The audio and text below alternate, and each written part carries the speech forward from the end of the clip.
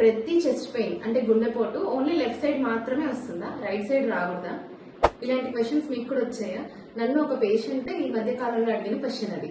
So ఈ patient ఏంటంటే ఒక రోజు ఈవినింగ్ మన దగ్గర regular patient, diabetic and hyper tensive, BP sugar రెండు ఉన్నాయి, కంట్రోల్లో ఉంచుకోడు అండ్ మోర్ ఓవర్ చెప్పినట్టు వినడు, మధ్యాహ్నం పూట టాబ్లెట్స్ ఆపేయడము ఇలాంటివి చేస్తూ ఉండేవాడు అనమాట. సో చెప్తూనే ఉన్నాము దిస్ విల్ కాజ్ రిస్క్ అనేసి, ఇది ఒక రిస్క్ ఫ్యాక్టర్ అని.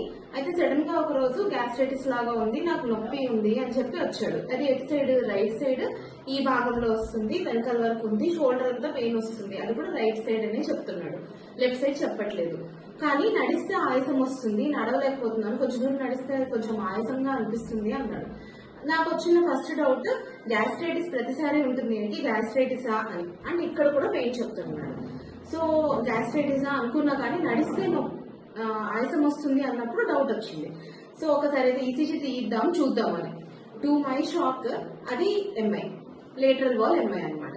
So lateral wall ఎంఐస్, inferior wall ఎంఐస్ ప్రతిసారి లెఫ్ట్ సైడ్ చెస్ట్ పెయిన్ రావాల్సిన అవసరం లేదు. లెఫ్ట్ సైడ్ కాకుండా రైట్ సైడ్ చెస్ట్ పెయిన్, అలా కాకుండా కొన్ని సార్లు అయితే సైలెంట్ ఎంఐస్ కూడా ఉంటాయి అనమాట. మామూలుగా చెస్ట్ పెయిన్ అంటే లెఫ్ట్ సైడ్ అంటే ఇలా కాకుండా ఈ హోల్ డిఫ్యూజ్ గా సెంట్రల్ గా వస్తుంది. అండ్ మోర్ ఓవర్ ఇలా ఫిస్ట్ ఇలా క్లెంచ్ చేసి అంత నొప్పి చెప్తారనమాట, ఇది ఒక సైన్. సో అలా కాకుండా ఇక్కడ నుంచి ఈ భాగం వరకు టిల్ ఈ హ్యాండ్ ఫింగర్స్ వరకు అండ్ జా వరకు రేడియేట్ అవుతుంది అనమాట. సో ఇది usual typical chest pains.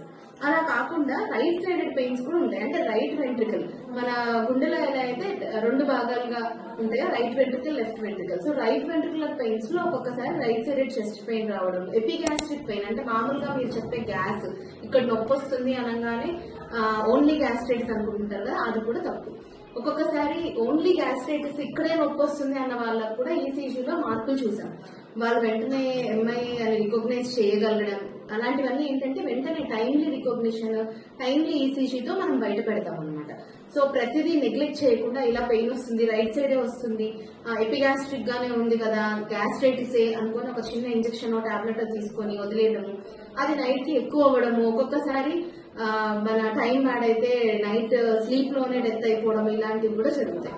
So take care of your self. అంటే ప్రతిసారి సింటమ్ ఇలానే ఉండాలని ఉండదు, ఒక్కొక్కసారి సింటమ్స్ కొంచెం చేంజ్ అవుతూ ఉంటాయి అనమాట. అంటే సైట్ ఆఫ్ ఇస్కీమియా అంటే సైట్ ఆఫ్ రక్తం ఎక్కడైతే తగ్గిపోయిందో దాన్ని బట్టి కూడా సింటమ్స్ చేంజ్ అవుతాయి. ఒక్కొక్కసారి అసలు ఈ డయాబెటిక్స్ లో అదొకైతే షుగర్ ఉందో వాళ్ళలో చెస్ట్ పెయినే రాదు, అలాంటి కండిషన్స్ కూడా ఉంటాయి.